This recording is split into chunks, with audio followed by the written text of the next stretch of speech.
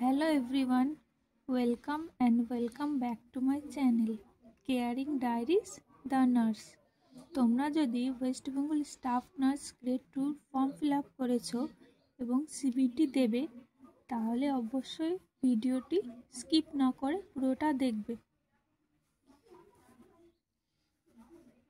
West Bengal staff nurse grade 2 CBT 85 নম্বর এবং ইন্টারভিউতে 15 নম্বর থাকবে।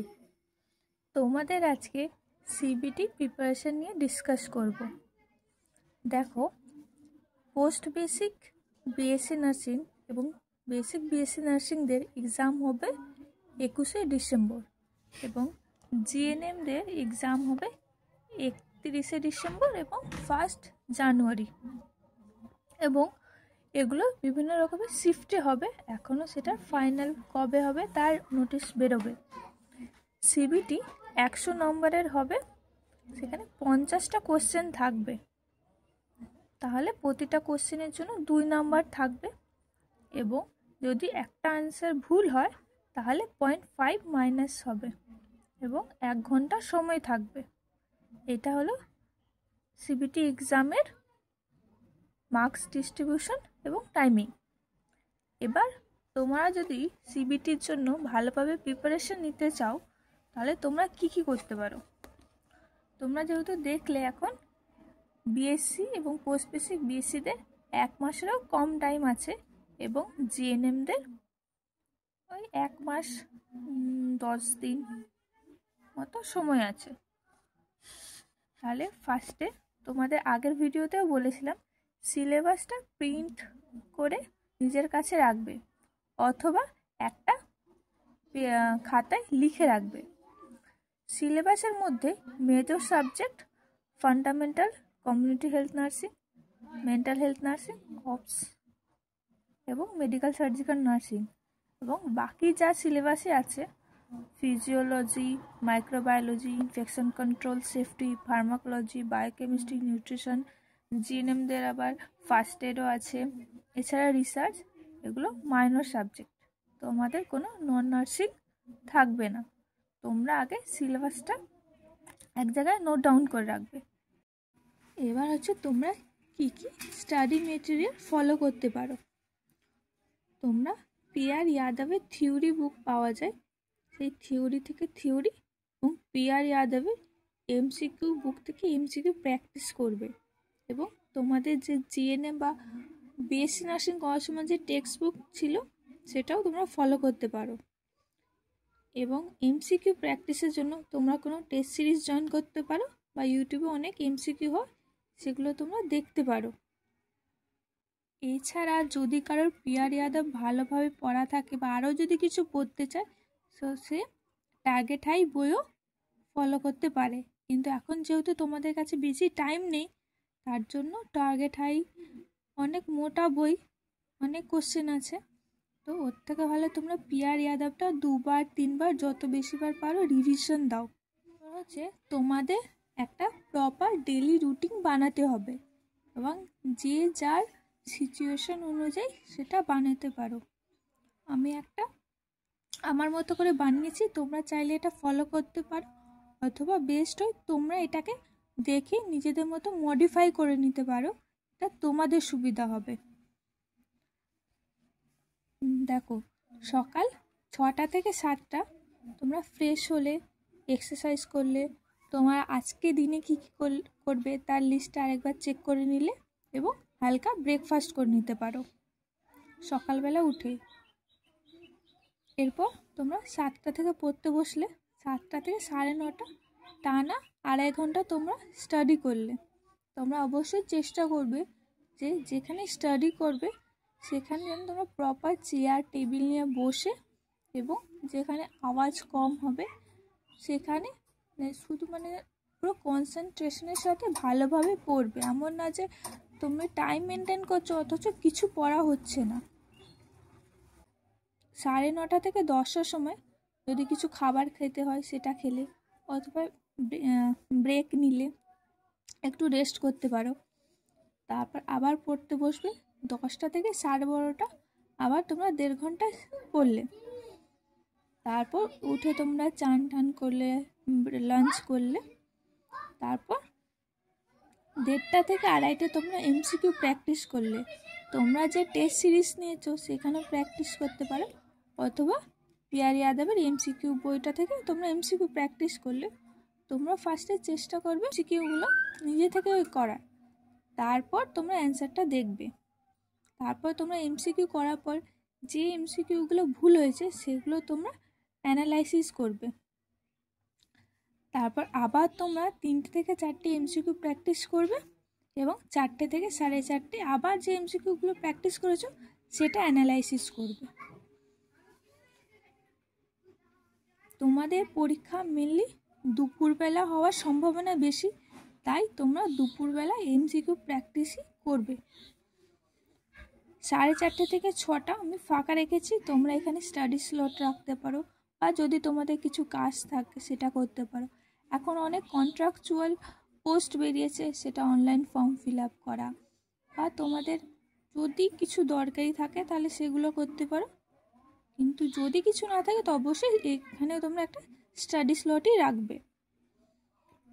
6টা থেকে 7টা তোমরা ধরো তোমরা যে সারাদিন যেগুলো পড়লে, তোমরা যখন পড়বে তখন একটা খাতাতে লিখে রাখবে, যে ধরো যে এটা বুঝতে পারলাম না বা এটা বোঝা গেল না, সেগুলো একটু নোট করে রাখবে, ঠিক আছে, যাতে পরে তোমরা সেগুলো দেখতে পারো। তোমরা 6টা থেকে 7টা আজকের দিনে যেটা পড়লে, বা তোমরা যেই নোটবুকে যেগুলো লিখে রাখলে সেগুলোকে তোমরা অ্যান্সারগুলো এক্সপ্লেনেশন খুঁজবে ইউটিউব থেকে, বা তোমাদের টেক্সট বুক থেকে, বা পিয়ার যাদব থেকে তোমরা তার এক্সপ্লেনেশন দেখবে। অথবা ইউটিউবে যদি কোনো চ্যানেল দেখো তাহলে তোমরা অবশ্যই ইউটিউবের ভিডিওগুলোকে ডাউনলোড করে এই টাইমে দেখবে। ইউটিউবে ভিডিও ডাউনলোড করা মানে হচ্ছে যাতে তোমরা অন্য ইউটিউবে, মানে ইউটিউব খুললেই তো আমরা স্ক্রল করতে থাকি, তাহলে একটা ভিডিও থেকে আরেকটা ভিডিও তোমরা ডাউনলোড করে থাকবে। এবং অবশ্যই যদি তোমরা কোশ্চেন অ্যান্সারগুলো বুঝতে পারো তাহলে ওগুলোকে স্পিডে দেখবে, মানে 2x বা 1.5x দেখবে, যাতে তোমাদের টাইম বাঁচুক, এবং যেটুকু টাইম বাঁচবে সেগুলো যেন তোমরা পড়াশোনায় দিতে পারো। 7টা থেকে 9টা তোমরা আগের দিন বা তার আগের দিন, বা তোমরা যতটা পড়েছো পুরোটাই শুধু রিভিশন করবে, কারণ তোমরা যত বেশি রিভিশন করবে তোমাদের এক্সামে তত বেশি তোমাদের লাভ হবে। এবং নেক্সট ডে কী করবে তার একটা টু ডু লিস্ট করে রাখবে। তোমরা রিভিশন খুবই ভালোভাবে করবে, কারণ রিভিশন করব তত বেশি জিনিসটা মাথায় থেকে যাবে, এবং পরীক্ষার সময় যেহেতু এমসিকিউ কোশ্চেন হবে সেহেতু তখন বেশি কনফিউজ হলে কি হবে, তুমি হয়তো কোশ্চেনটা পড়েছো অথচ তোমার কনফিউশনের চক্করে সেটা ভুল হয়ে গেল এবং তোমার আরও নেগেটিভ হয়ে গেল।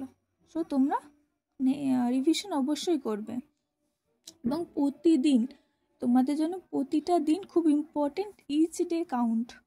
মানে তোমরা প্রতিদিন তোমাদের এটাই সুযোগ আছে যে তোমরা তোমাদের দিনগুলোকে যেভাবে কাটাবে পরীক্ষার দিনে তার ফল অবশ্যই পাবে।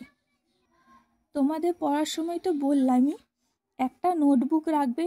তখন ধরো যখন পড়তে বসেছো তখন ধরো তোমাদের মাথায় যা থট আসবে, যে বাজার থেকে এই জিনিসটাই নিতে হবে, এই ফর্মটা ফিল আপ করতে হবে, যা আসবে 2টো পেজে, একটা পেজে হচ্ছে যে স্টাডি রিলেটেড লিখবে, ধরো যে এই এই জিনিসটা কি আমি এখন বুঝতে পারছি না, সেগুলো লিখলে পরে সেগুলোকে তোমাদের টেক্সট বুক হোক বা অন্য কোনো বই হোক, ইউটিউব হোক, যেখান থেকে হোক দেখবে। আর এখানে আর একটা পেজে তোমরা স্টাডি বাদে যে থটগুলো আসছে, যে কাউকে ফোন করতে হবে, খুব দরকারি কিছু জিনিস আছে, সেগুলো লিখে রাখবে। তাহলে কি হবে তোমাদের, যে যখন তোমরা পড়বে সেটা পড়াটা ব্রেকডাউন হবে না। আর একটা কথা বলে রাখি, স্টাডি মেটেরিয়ালে আমি শুধু পিয়ার যাদবের থিওরি বুক আর এমসিকিউ বুকই রেখেছি। বা তোমরা ভাবতে পারো যে আরও তো অনেক বই আছে, কিন্তু এখন যেহেতু 1 মাস হাতে টাইম আছে, তো 10টা বই পড়া থেকে একটা বই খুবই ভালোভাবে 3-4 বার 5 আর যত বেশিবার রিভিশন দিতে পারো ততটা ভালো। তো তোমাদের যদি এই বুকগুলো কমপ্লিট হয়ে যায় তবেই তোমরা অন্য বইগুলো ফলো করবে। আদারওয়াইজ তোমাদের মানে জগা খিচুড়ি করে কোনো কিছু হবে না, কারণ থাকবে এমসিকিউ। তোমরা যত বেশি কনফিউশনে থাকবে, যত তোমাদের ডাউট থাকবে, তত নেগেটিভ হওয়ার সম্ভাবনা থাকে। যেহেতু এবারে নর্মালাইজেশন আছে, তাই নেগেটিভ কম করার চেষ্টা করবে। দুটো কপি বানাতে হবে তোমাদের। একটা কপিতে তোমরা যেগুলো পড়ছো সেগুলো খুবই শর্টে মানে অন্য কেউ পড়বে না, ওটা যেন তোমরা পড়লে বুঝতে পারো। খুবই শর্টে তোমরা সেগুলো নোট রাখবে। এবং আর একটা নোটবুকে তোমরা যে এমসিকিউগুলো যে ভুল করছো, সেই এমসিকিউগুলোর অ্যান্সারগুলো ছোট ছোট করে লিখে রাখবে। আর কিছু কিছু আমাদের ফর্মুলা হয় বা কোনো টপিক হয় যেগুলো আমাদের ডেলি রিভিশনের দরকার, সেগুলোও তোমরা লিখে রাখবে। তাহলে তোমরা যখন সেগুলোকে রিভিশন করবে, তাহলে সেগুলোকে দেখে নেবে। লাস্ট মিনিট যেন তোমরা পরীক্ষা যে 7-8 দিন হবে, সেগুলো যেন তোমরা তোমাদের নোটসটা পড়তে পারো। বলে রাখি, সিবিটি সবার জন্যই নতুন, তাহলে অত বেশি প্যানিক করা দরকার নেই। তুমি ভাবছো যে সিবিটিতে কি হবে, তো তোমাকে যে কম্পিটিশান দিচ্ছে তারও জন্য সিবিটি নতুন, এই প্রথমবার সিবিটি হবে। তো WBHRB বোর্ড কেমন কোশ্চেন করবে, কেমন প্যাটার্ন থাকবে, কেউ সেটা জানে না। তারপর তোমাদের আগের ভিডিওতেও বলেছিলাম যে তোমরা যারা জব করছো, তারা এখন থেকে তোমাদের যে ইনচার্জ আছেন ওনাদের থেকে ছুটির অ্যাপ্লিকেশন করে রাখবে। তোমরা পরীক্ষার আগে অবশ্যই 15 দিন যত বেশি পারো ছুটি নিয়ে রাখবে। আর এখন যা টাইম আছে সেটাকে প্রপার ইউটিলাইজ করতে হবে। তোমরা তোমাদের মাথা থেকে নেগেটিভ চিন্তা দূর করবে। কোনো নেগেটিভ থট আসার কোনো দরকার নেই। কারণ হচ্ছে যে যত তুমি নেগেটিভ ভাববে, তত তোমার টাইম যাবে। এখন তোমার কাছে নেগেটিভ থটের জন্য যেন তোমাদের কাছে টাইম নেই, এভাবে নিজেকে মেন্টালি প্রিপেয়ার করবে। তোমরা তোমাদের টাইমকে এখন খুবই ভালোভাবে ইউটিলাইজ করবে। এটা তো আমি অনেকবার বলেছি, আবারও বলছি। এবং এখন তোমরা এন্টারটেনমেন্ট নেওয়া তোমাদের কোনো দরকার নেই। এখন তোমরা তোমাদের যতটা টাইম পাবে শুধুমাত্র পড়বে এবং স্ক্রিন টাইম কম করবে। তোমরা ইউটিউবে শর্ট ভিডিও, লং ভিডিও, কোনো মুভি, কোনো কিছু এখন সবগুলো জীবন থেকে 1 মাসের জন্য বাদ দাও। তারপর একবার স্টাফ নার্স হয়ে যাও, সরকারি চাকরি পেয়ে যাও। তারপর তোমাদের যত ঘুরতে যাওয়া, বিয়েবাড়ি অ্যাটেন্ড করা, ফাংশন অ্যাটেন্ড করা, যা করার ইচ্ছা করবে। বাট এখন শুধুমাত্র তোমরা সিবিটির জন্য পড়ো। এই সময় ইনস্টাগ্রাম, হোয়াটসঅ্যাপ, ফেসবুক, স্ন্যাপচ্যাট, যত রকমের সোশ্যাল মিডিয়া অ্যাপ আছে, সবগুলোকে এখন তোমাদের অ্যাভয়েড করা উচিত। তোমাদের এখন শুধুমাত্র তোমাদের ফোকাস করা উচিত তোমাদের গোল কি আছে। কোনো ফ্যামিলি ফাংশন অ্যাটেন্ড করার কোনো দরকার নেই। যখন তুমি সরকারি চাকরি পেয়ে যাবে, তখন তোমার যেখানে ফাংশন অ্যাটেন্ড করা, যা করা তখন করবে। এখন শুধুমাত্র সিবিটির জন্য পড়ো। আর কনসিস্টেন্সি তোমাকে এভরিডে রাখতে হবে, তোমাকে রোজ পড়তেই হবে। এবার তোমার কোনো দিন ইচ্ছা হচ্ছে না, কোনো ব্যাপার না। তোমার ইচ্ছা হচ্ছে না তাও পড়ো, তোমার ইচ্ছা হচ্ছে তাও পড়ো, কারণ তোমার কাছে এখন টাইম নেই। তোমাদের তো বললাম যেখানে পড়ছো সেই জায়গাটা যেন কাম হয়, গুড এনভায়রনমেন্ট হয়। আমরা যেমন এনভায়রনমেন্ট প্রিপারেশন কোনো প্রসিডিওরের আগে করি, সেরকম আমাদের পড়ার জায়গাটাও এনভায়রনমেন্ট প্রিপারেশন করা উচিত। এবং তোমরা কিছু মোটিভেশন কোট নিজেরা হাতে লিখে লাগাতে পারো, যেটা দেখে তোমাদের মনে হয় যে আমাদের পড়তে হবে, অলওয়েজ মোটিভেট থাকতে হবে, আমাকে এই চাকরিটা পেতে হবে, এই চাকরিটা নিতে হবে। হয়তো অনেক ক্যান্ডিডেট আছে, বাট তোমাকে তো একটা সিটি লাগবে। ডিমোটিভেট হয়ে কিছু হবে না, তোমাকে নিজেকে মোটিভেট করতে হবে, তোমার ফ্যামিলির জন্য, তোমার মা বাবার জন্য। অনেক দিন পর এই রিক্রুটমেন্টটা বেরিয়েছে।